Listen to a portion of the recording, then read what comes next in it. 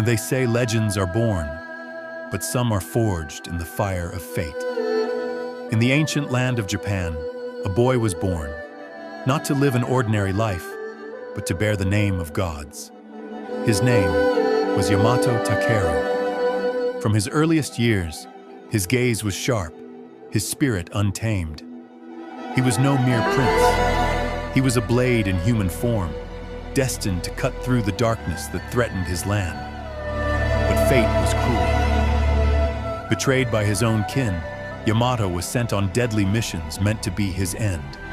Instead, each trial only tempered his strength. With every battle, his sword became swifter and his resolve unbreakable. One day, the gods themselves entrusted him with the sacred Kusanagi-no-Tsurugi, a blade said to control.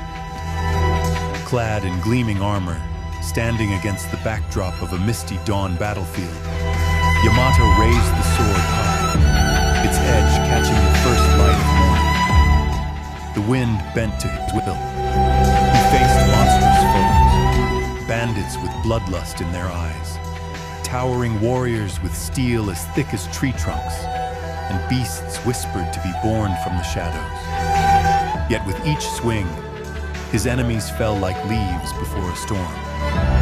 But Yamato was not just a man of war. Beneath the steel and the storms was a warrior, heart bound by duty. He fought not for glory, but for the people who could not fight for themselves.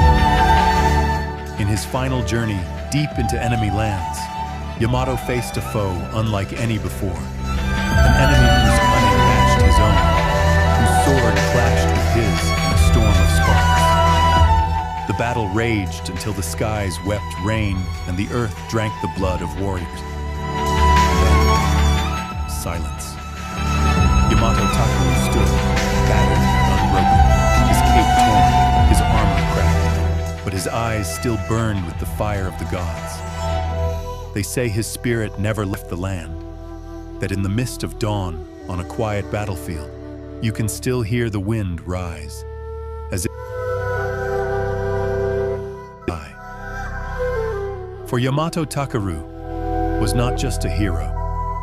He was the storm itself.